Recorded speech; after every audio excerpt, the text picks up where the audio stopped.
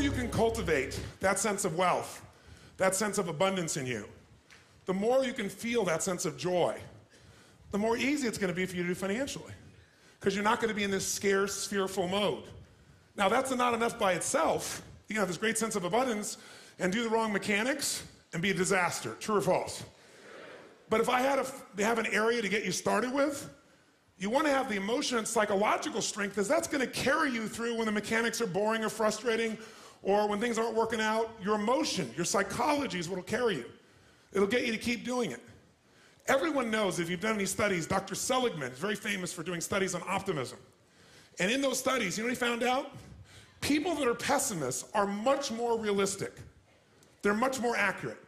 If you give them a test and you ask them to look at something and give you a size measurement of it, or to evaluate their own success or failure at a task, in every study Seligman's done, he did it in the University, I think Pennsylvania, if I remember correctly, originally, what he found was that optimists always see themselves as doing better than they really did. They basically BS themselves. What happens to pessimists, they're 10 times more accurate. But here's what he found out. What he found out is because the people who are accurate never push themselves because they know it's never going to work anyway. Whereas the optimist sees it better than it is, so they keep doing it. Because they have the illusion they did well, I'll do even better next time. And because of that optimism, they did it more often, and so optimists succeed at a 4 to 5-fold, depending upon the task, result ultimately beyond anything that a pessimist will do, and they're not as accurate. All that's a big way of saying is, if you can develop a psychology of resilience in yourself, you don't have to be optimistic or fake, you can be real. The realness is, whatever shows up, you are larger than anything that can happen to you. You are larger than any financial challenge you could ever face. Initially, we'll say, well, look at their houses, look at their homes, and they don't really have electricity, they don't have this, but they don't feel poor. It's your identity. The way you define the wealth determines whether you're wealthy or not. So are there enough things for you, knowing that 2/3 of the planet lives on $2 a day, that you could get yourself to really feel grateful, yes or no? Yes. How much of your life do you get benefits from today that you never had to create? Think about it. Like I said, the roads you ride on, the library, the books you didn't have to write, right? The internet that you can access in seconds and get answers to just about anything. The people in your life that you didn't have to raise, but are there for you. Think about all the different aspects of your life. If you want to be wealthy, all you have to do is associate. So before we do the financial part, because financial independence is different than wealth. Wealth is that state of mind. Financial independence is being in that position where you don't ever have to work again. That if you work, you do it because you really want to. Now, I'll give you a clue. If you get financially independent and you don't work, you'll be miserable. I can't tell you how many friends I have that sold their company, made $50 million. One man made almost $1 billion and was really excited for a while. But after a while, it was like bored. His vehicle of his business gave him a sense of contribution, and he was always growing, figuring out how to solve problems, and he had all the people he was connected to in the business, all the employees and friends and associates. So I want to tell you, I'm not just saying this as some little positive thinking technique. I'm telling you, this is the secret, the real secret, to shift it inside of you and to add the real value. Most people are trying to pursue something in the future that they already have. I want you to think of what it is you think you want that will make you wealthy or financially free. By defining the game in a winnable way. A certain amount of money that we meet, and that covers what we're going to call financial security, which might be your housing, your cars, your food, and basic entertainment. How many would feel rich if you didn't have to work, if your investments alone, the income from your investments, the income, covered those 4 items, your housing for the rest of your life, your food, right, your travel, and some entertainment? How many think that would feel pretty good? Say aye. And by the way, that number is way smaller than what most of you think of when you think about being financially independent, which is everything covered without working. So why not get the first one down pat? And you're going to know exactly what that number is for you and what it's going to take for that number where you don't have to work to meet it. Then we can look at financial independence, where you don't have to work and everything is covered. Then we go to financial freedom. You don't have to work and everything you can think of is covered. Anything you ever want to do for yourself or others, those you want to give. That's a different level, isn't it? And most people think of financial freedom, they come up with this gigantic number that if you even figured out everything you want, it's nowhere near as big as you think. And because it's so big, you never even start the journey. and you don't think it's going to happen. So you talk about it, you hope you'll get some big hit sometime with your business or something, but you never get going. How many follow this? Say I. If you are significant in other people's eyes, what will that do for you? Well, you know, it was in my eyes, somebody that I would look, somebody that, but when you know, an an example. But when you get there, you won't look to yourself anymore. When you get there, you'll just be at a different level, and then you'll be trying to figure some other level of what you need to get to so you would respect yourself. That's a good point.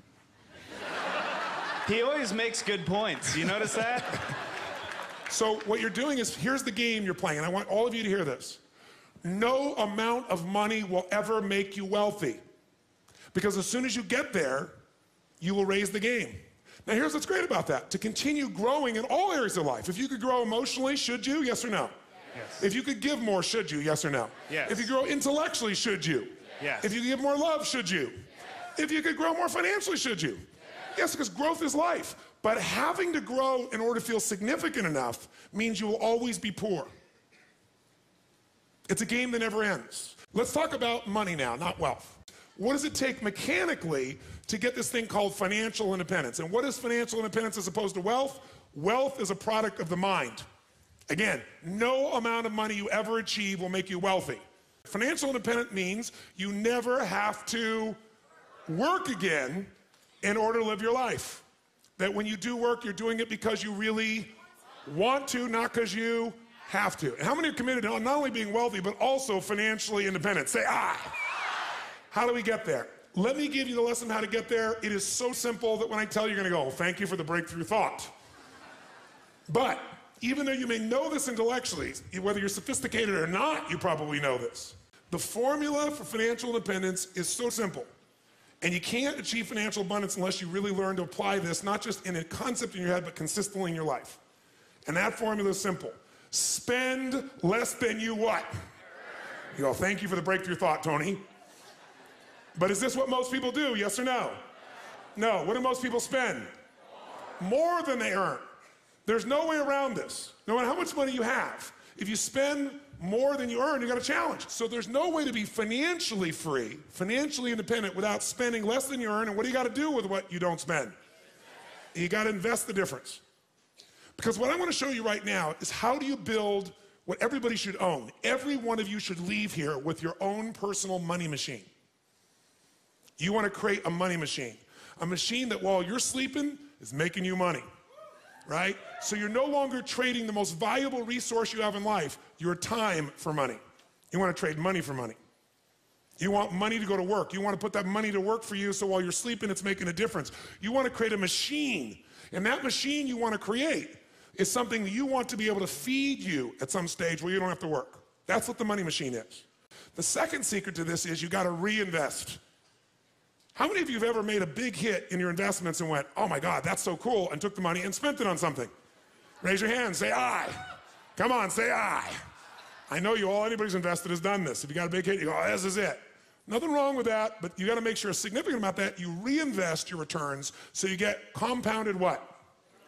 Compounded growth is the most basic principle in the world. We all know it intellectually. But are you emotionally associated enough that you're really utilizing it to its maximum capability? If you don't, you're not going to get financially free. You will never get financially independent by your earnings alone. Every one of you in this room is going to lose money. Every one of you. There's no way. The person I work with, one of the top financial traders in the history of the world, top 10 in the history of the world, is not even right half the time. How could you make billions of dollars if you're not even right half the time? Not even 51% of the time. I'm going to show you in a few moments. It's known as asset allocation. It's the way you invest. It's what you do. That's what's going to shift this. So first step, spend less than you earn, invest the difference. Second step, reinvest it so you get compounded growth until you reach the home run, your money machine, until you reach a critical mass of capital, of investment capital. When you get to that critical mass, and what determines the critical mass is how much you need for the lifestyle that you want. Once you get to that critical mass, what it provides for you is what you're investing for. Who knows, no matter what investment you're doing, what are you really investing for? Whether you're investing in cars, stocks, bonds, real estate, financial instruments, what are you investing for? You're not investing for returns. That illusion will keep you from getting to the end game. If you're wealthy, here's what makes you wealthy. Income, not assets. Assets you can buy, and assets change in value all the time. You need income. This is the only reason to invest. You invest for one reason, so you have an income for life without working. And to do that, you got to build a critical mass of capital, that the interest on it alone will give you that income, and you can have the life you want without working. And the only way to do that is do those first two steps. Spend less than you earn, invest it, reinvest it till you hit that critical mass. Now, how to do that is actually a lot simpler than you think. We make things more complex than it really is. You got to think of this as your target. In order to achieve what you want, where you have a money machine, here's what you must do. You must pick out a minimum financial goal for yourself. Even to achieve your minimum financial goal, you got to pick out a specific amount of money that you're going to invest every month, every year, no matter what. A specific percentage of your income. If you don't do that, forget the rest of this course. It's a waste of your time. Because you'll go make a bunch of money, but you won't be practicing the fundamentals, and eventually you'll make a mistake and you'll lose it. Let me tell you another secret to life. If you do the right thing at the wrong time, you get pain. If you plant in the winter, I don't care how hard you work. I don't care if you work day and night and you work to the bone and you plant your seeds in the middle of the winter, what's going to happen when fall comes? Are you going to be rewarded, yes or no? No. So if you don't understand that the seasons are changing, you're in trouble. What is asset allocation? It means out of the money you have to invest, we're going to create 3 buckets. Really simple way of thinking of this from now on. The first bucket is the security bucket. When you think about investing, think of 2 types of investments. There are fixed income investments, and most of you are clear what this means. What does it mean when it's a fixed income investment? Who knows? What does that mean? You got a guaranteed rate of return, assuming they deliver. And anyone cannot deliver, including the US government. They haven't not delivered, but they could. Is there risk in any investment, yes or no? So just ratios of risk. And as we know, no risk, no reward. So if you don't invest, you're going to lose if you invest at times. But if you don't invest, you've already lost and you can never win, never have a money machine, never be financially free. The second type of investment that you can make, and it helps you understand what you're going to do, is something that's going to be growth driven. And growth investments are investments where you probably have a much greater potential for growth, which means you get a greater return if you're successful. But if you're not successful, do you have a guaranteed rate of return, yes or no? No, so in a growth investment, you have the potential of greater return, but also greater loss. The security bucket is where you want to put investments that are secure by their nature. Because they're secure, is this going to give you a huge compounded return per year, yes or no? But can it give you a huge compounded return even if the number is small if you do it long enough, yes or no? So what we want to do is your first investments have to be in your security bucket, and everybody wants to do the opposite. Okay. The question then becomes what percentage you put in your security bucket, what goes in there? Well, here's some things that go in there. If you don't have at least 2 to 6 months worth of cash that covers your overhead, you're in deep trouble. The first step to getting financially secure, not financially independent, is to make sure you got enough cash that if something happens, you can go for 6 months. You got the freedom. What else might you put in there? Types of investments. An IRA goes in here, right? Pretty secure. Insurance. The insurance is protecting you. That's part of security. What else could go in there? Your home. Don't think of your home as an investment. Because for most of you, you're eventually not going to sell that home and eat it. You're not going to sell your home and get income off it. Now, some of you may be. You made a stage of life where you're accumulating the same homes, and eventually you're going to sell and buy a smaller home and take that critical mass that came from selling the big home, and it's going to take care of you for life. If you're doing that, great. But the place to think about your home in terms of leverage, put it in your security bucket. How many agree with me on this, by the way? Say aye. Because, by the way, if you don't have a home, you're going to be really stressed out, right? So I got to think of my growth outside my home, really. Think of your compound interest outside your home. Your home may be a bonus for you. And fixed income investments all fit in this category. Now, what's the second bucket? Second bucket is growth. 2 ways you're going to learn about growth. The buy and hold strategy, which is the strategy of an owner. And by the way, that buying and holding, that is less risky to some extent than momentum because of the timing. But it can be just as risky. What is momentum trading? That's when you're no longer an owner, you're a trader. A financial trader, everybody's a financial trader. Most of you trading time for your money. Here you're trading money for money. Here what you're looking at is you're seeing movement in prices. And what a momentum player is doing is they're playing for the short term usually. Third bucket is the dream bucket. The dream bucket is you want to travel around the world. The dream bucket is You, depending upon the size of how you think or what you're doing or your economics, you want to own a condominium in Aspen. It might be the boat, it might be a trip, it might be owning a basketball team, owning an island. Depends on the size of what it is you want to do. And by the way, bigger isn't better. The more you have to feel financially free, the more stress you're going to have. How many follow this? It's the opposite of what you think. The more you have, the more you got to manage, the more time, the more energy, the more risk, the more capital. That doesn't mean you shouldn't do it. Some of you are very, very driven to create and risk. That's a personality type. We know that it's crazy. I happen to be one of those types to some extent. But even a crazy person's got to make sure their security's there, or their craziness at one point will bite them. How many follow? If you can get financially free for less, do it. Be wealthy now and get financially free quicker. And then lock in, you won. And then keep that stuff in your security bucket. And if you want to play a bigger game now, you've already won, and everything you're playing now, that's where the house is money. You can go for something bigger, and if it doesn't work out, you're still handled. Your security, what you're here for, is totally free. How many follow what I'm talking about here? Say I.